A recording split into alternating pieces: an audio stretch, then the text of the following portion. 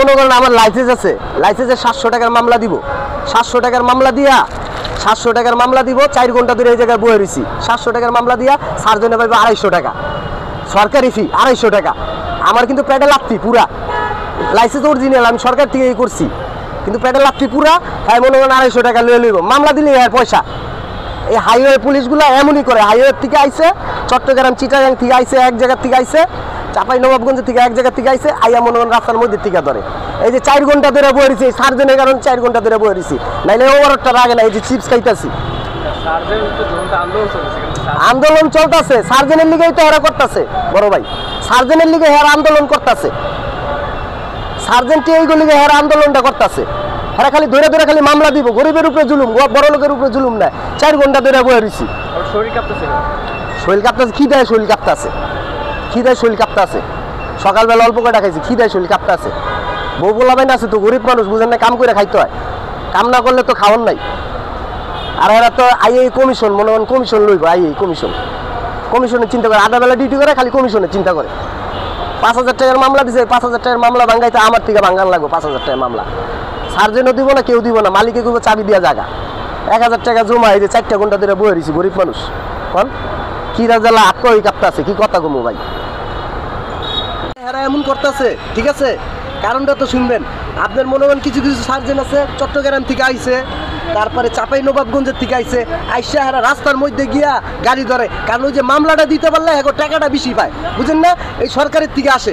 এটা তো দেখে না, এরা দেখে না, এরা জেলার থেকে আইসা ওই যে মনে করেন চট্টগ্রাম হালিশহর থেকে এক সার্জেন আইসা আমার রাস্তার মধ্যে ব্যারিকেড দিয়া 5000 টাকার মামলা দিছে, 5000 টাকার মামলা দিছে। হ্যাঁ হ্যাঁ, যে ময়রা যাইব গা, হ্যাঁ ওইটা ই করে না, আমি যদি ব্রেক না করতাম হ্যাঁ ময়রাই যেত গাড়ির তলে পয়রা। কিন্তু হ্যাঁ মামলা দেখে অসুবিধা নেই, হ্যাঁ কিনলে রাস্তার মধ্যে যাইব। এরা হইলে হাইওয়ে পুলিশ ছিল, এরা আইসে মেট্রোর ভিতরে হ্যাঁ করে ঢুকাইছে। তার জন্য এই ধরনের, তার জন্য এই যে এই আন্দোলন, তার জন্য আন্দোলন। পুলিশে খায় মান্তি, খায় মান্তি খাইয়াও মনে করেন এই গাড়ি ধইরা আরেকজনে মান্তি দেয়, আরেকজনে মামলা দিয়ে দেয়। মামলা দিলেই তো কমিশন, মামলাটা দিলেই কমিশন, সরকার থেকে কমিশন পাইতেছে।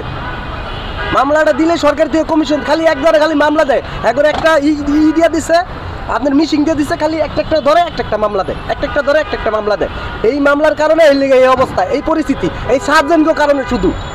না এখন আপনাদের গাড়িতে যদি ফিটনেস না থাকে কিংবা আপনারা যদি আইন না মানেন, এবং আমরা দেখি সাধারণত সিএনজি সিগন্যাল দিলেও সেটা মানে না এবং খুব দ্রুত চালায়, তো এই সব কাজ যদি করে সেক্ষেত্রে আসলে তারা ব্যবস্থা নিবে না? না ওই যে আমার মিরপুর 13 নম্বরে সিঙ্গেল দিচ্ছে, ওদিনটা সিঙ্গেল দেওয়ানোর পরে আমি যাইতাছি, উনি রাস্তার মাঝখানে থামাইছে, এদিক দিয়ে অটো চলতেছে, রাস্তার মাঝখানে থামাইছে, আমি সাইড করছি, আমাকে স্যার কি সমস্যা, আপনি রাস্তার মাঝখানে খাড়াইলেন কেন? তখন আমার 5000 টাকার মামলা দিয়ে দিছে, 5000 টাকার মামলা দিছে। আবার মনে করেন কাগজ রেখে দিছে, 5000 টাকার মামলা চিকন সিরিপ একটা ধরা দিছে, ধরা দেওয়ানোর পরে হ্যাঁ কয় মামলা না দিলে আমরা কমিশন পাবো কেমনে, সরকার থেকে কমিশনটা পাবো কেমনে? এরা এমনি করে গরিবের পেটে লাথি দিয়ে কি কমিশন লইব এরা? কন এরপরেও আপনার মনে করেন হিল্লিগা এই ধরনের মহাখালী এই পরিস্থিতি, নাইলে এই পরিস্থিতি হইব না।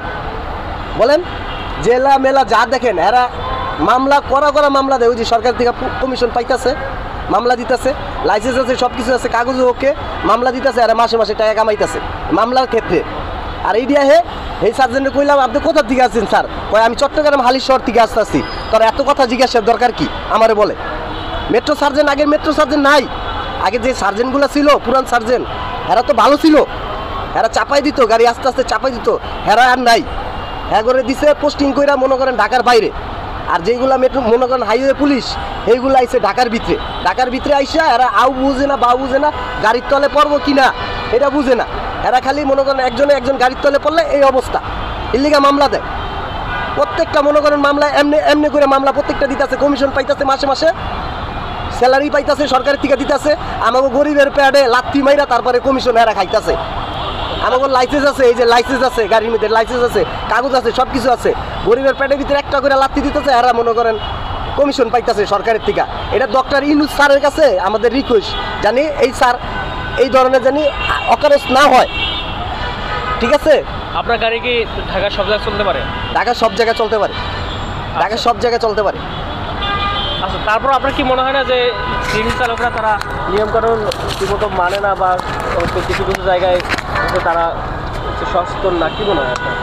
না, এটা মনে করেন মামলার ভয়তে, মামলার ভয়তে মনে করেন কিছু কিছু জেলা গাড়ি আছে, গাজীপুরের গাড়ি আছে, ঢাকার ভিতরে ঢুকে কাগজপত্র ওকে থাকে, এরপরেও এরা ভয়ে ওই যে কমিশন যে পায়, কমিশনে ওই মনে করেন কমিশন পায় চাপা রাস্তার মাঝখানে এসে হেরা গাড়িটা ধরে। হাইওয়ে পুলিশ ছিল হেরা এসে মেট্রোর ভিতরে একটা 4,000 টাকার মামলা দিলে হেরা 3 ভাগের 1 ভাগ পায়, 3 ভাগের 1 ভাগ পায়, 3 ভাগের 1 ভাগ পায়। আপনার মনে হয় 3,000 টাকার মামলা দিলে 1,000 টাকা কমিশন। হেরা এমনি করে ধান্দায় টাকা কামায়। কোন গরিবের পেটে লাথি দিয়ে কি হেরা এমনি টাকা কামাইবো বলেন? গরিবের পেটে লাথি দেয়।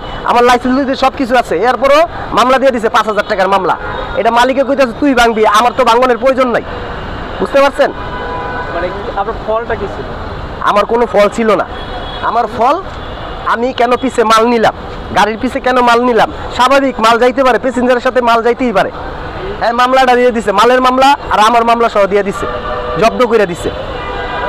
আপনি প্যাসেঞ্জার হইলে সাধারণ আপনার সাথে মাল যাইতে পারে না, তাহলে আপনি সিএনজিটা ভাড়া লইবেন কি লিগা?